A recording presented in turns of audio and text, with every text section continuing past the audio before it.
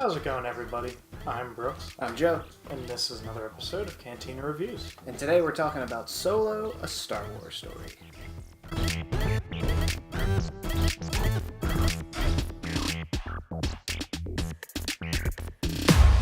Alright, so recently we just saw the Han Solo movie. Yes, the time has come once again for our channel to matter.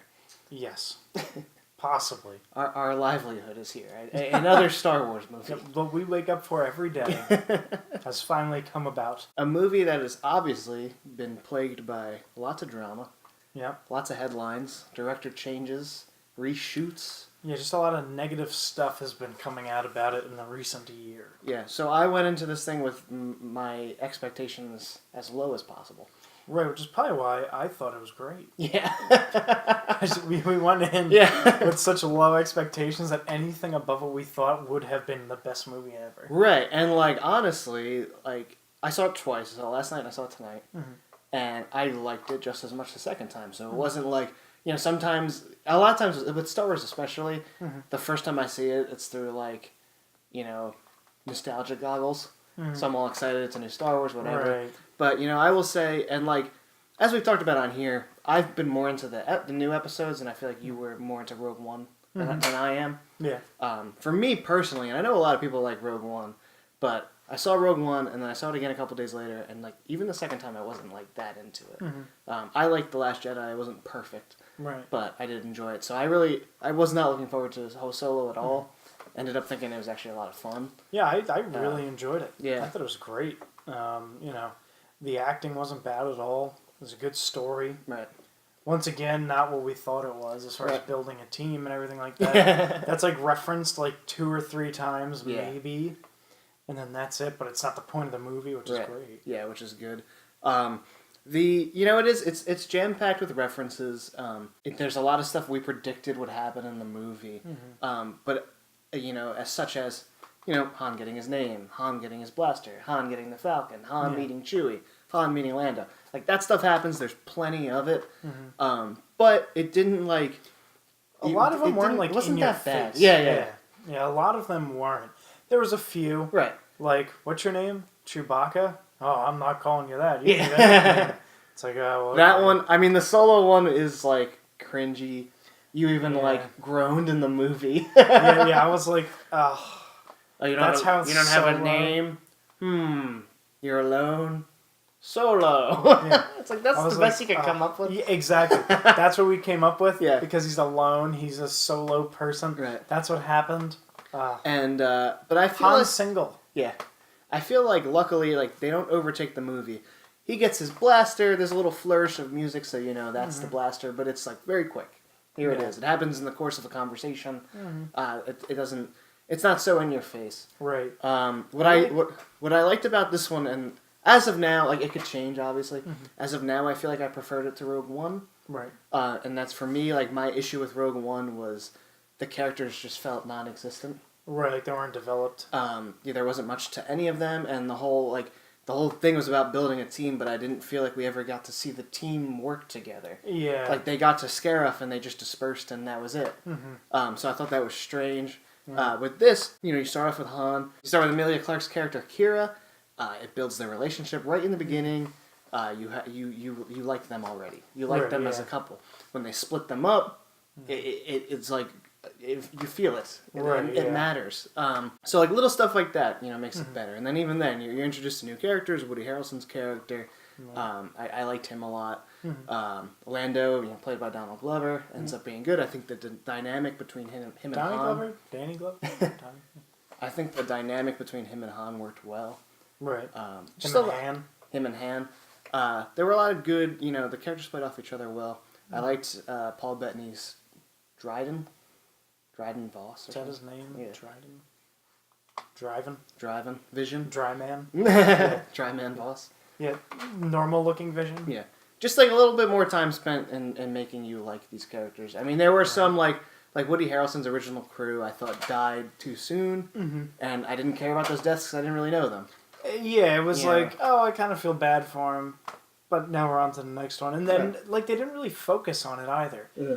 like, oh, they're dead, and we didn't sit there for an hour sulking about their deaths. It was like 5 seconds. It's like, okay, well now we know this character's story. The most dramatic death was Lando's droid L3, which I thought was very overdone. Yeah. But that was, I mean, realistically, like, those little things are probably my only real complaints with it. It's just there, you know, like, it doesn't have a lot of weight to it. It's just like a fun, adventurous movie. Yep. That I think, you know, this guy Alden pulled off Han pretty well. Yeah. I feel comfortable having it as part of the canon. Yeah, which it definitely has been left open to more movies. Right. Without a doubt. Yeah. Yeah, they left that door wide open. Oh, yeah. Yeah, because now I'm interested to see what happens with, you know, Kira as far as, like, well, when we first see Han, why is he over her? Right. Like, what happened between the ending of this movie and the beginning of A New Hope as far as her? Right. You know what I mean? Right, because I imagine, like, this definitely doesn't end unexpectedly. This does not end at A New Hope. Right. Like you said, it's totally open for sequels, which I think they will do. I feel like either sequels are coming or the stories are going to start to be a little more interconnected. Right. Some Rogue One characters appear here. Yeah, because I was going to say, this is still pretty early in, like, Han and... Well, actually, yeah. Well, no, they reference that the rebellion's, like, kind of starting. This is, like, the very beginning. Yeah, or at least of Saw Gerrera's group. I saw that this takes place 7 years before Rebels. 7 years before Rebels. So... Which takes place before 4. Yeah, I feel like, so, like, you know, obviously, spoilers, whatever. But the big surprise here was an appearance from Darth Maul. That Kira is in cahoots with. Cahoots? So, like, they leave it open to where I feel like if this does well enough, they could do a sequel. If it doesn't, they could tie it up in a comic somewhere. Yeah, which they probably will do. And bring Darth Maul into something. I feel like Darth Maul is going to play a role in some of these stories. Yeah. And I feel like, you know, they're talking about doing a Boba Fett movie. You could have Han and Lando in it. I feel like this could work. I feel like this building a universe, even though that already is a thing for Star Wars. Right. It's kind of like Marvel. Yeah. You could build this universe where these characters are going to appear in each other's stories. Right. And I feel like showing that as a cohesive universe. I feel like I like that. I feel like that could work because it's like kind of if you start fresh with a story every time, it's that character development problem. Right. Yeah. Exactly. You know? It's like you have to build the characters, you have to build their story, you have to do all this. Right. Whereas it's like if we already know their backstory and they show up in another movie, it's like, oh, we know who. We know them. We know this Han. We like this Han for the most part. Probably not everyone. Yeah. But yeah, if they do a Lando movie that takes place after Solo, but then, you know, Han and Chewie show up. Or they do the Boba Fett movie and Han, Chewie, and Lando are in it at some point. I could see them do that. And Kira could be a, you know, continuing villain maybe. Or if you bring Darth Maul into it more, he's a villain. This Crimson Dawn gang could be like a, you know, Obi-Wan movie. Right. You know, I'm like, the more I think about it, the more I'm like, they could do so much with it. Right. I feel like leaving this movie open the way they did, introducing the idea that characters can appear out of stories with these side Rogue One characters are in the background. Right. They're part of that Enfys Nest crew. It opens the door way more on the anthology movies than what it originally seemed like it could be. It's definitely putting a new spin on all the Star Wars movies because it's like, oh well, now we're gonna see other people in different movies, right? Or at least I hope that's the way it goes. Yeah. But yeah, as far as this movie, to get back into that a little bit, action-wise, it's super action-packed. There are some there are probably like 4 to 5 major action scenes. Yeah. Between there's like the train heist, there's the Kessel Run. The Kessel Run is in the movie. Of course. There's, you know, the showdown with Dryden Voss. There's the Enfys Nest stuff. There's a lot going on action-wise. Eagle's Nest.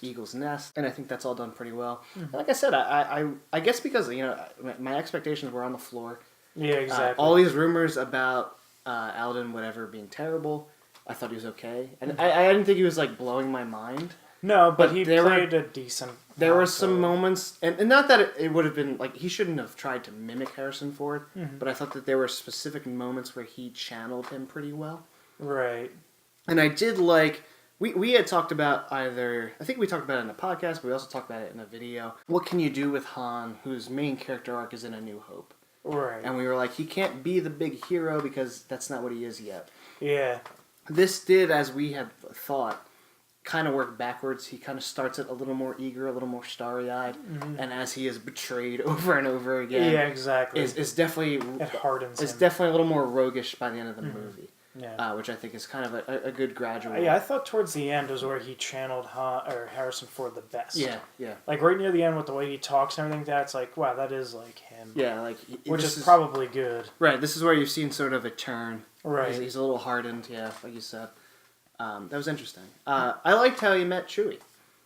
Because it was different. It was like unexpected. Yeah, yeah. I didn't expect him to meet Chewie like that. You know what I mean? Right. And I like the ending with Lando.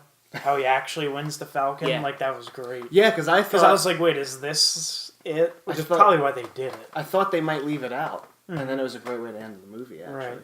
Right. End on a bit of a funny note.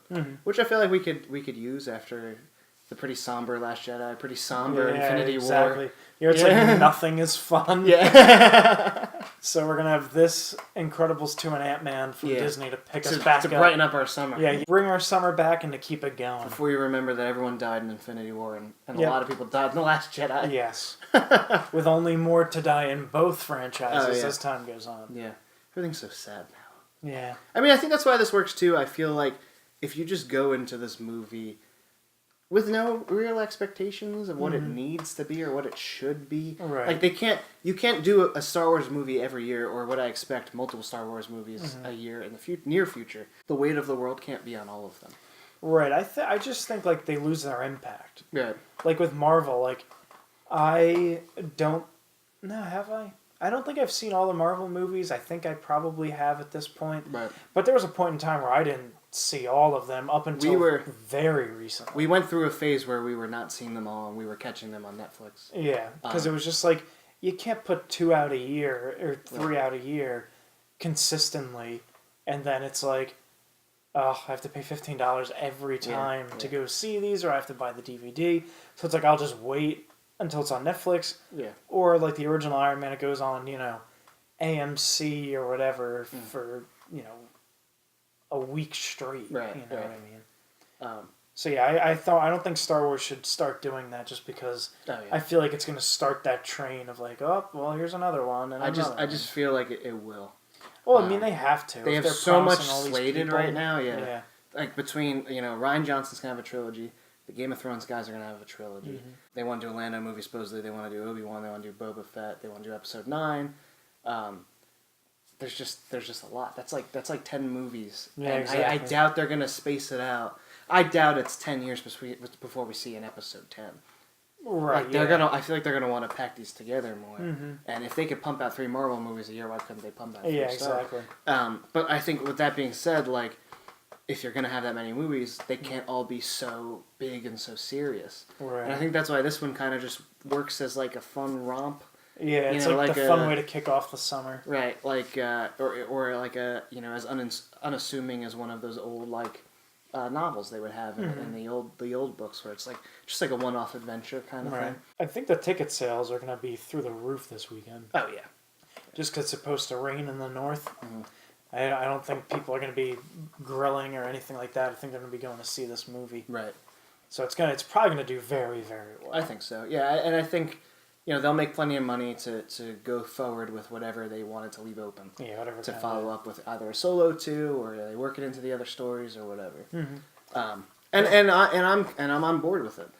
I had heard before we saw this, I heard that him and Donald Glover were signed on to 3 movies possibly, and I was like, ugh. But now I'm like, yeah, actually, see what they could do. Bad. Now, like this one was better than expected. Get a sequel, get a director, do it right from the beginning. Right, yeah. Instead of having all of your debacle happen right before it comes out. Yeah. I am seeing my fair share of hate comments about this one.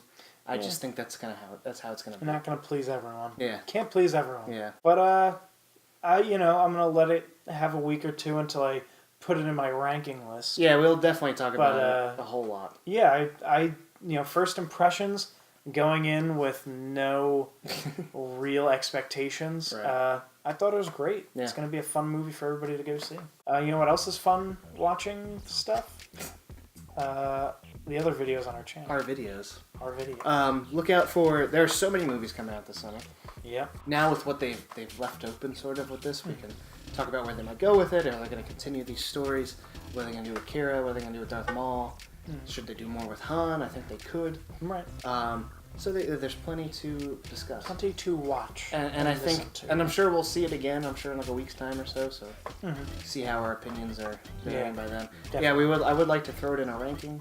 Kind of do that again. That was fun. So keep watching and subscribe. Yes, do that, please. So once again, I'm Brooks. I'm Joe. And this has been another episode of Cantina Reviews. You start off with Amelia. You start off with Han. You start with Amelia. Yeah, I keep wanting to say Amelia Earhart now.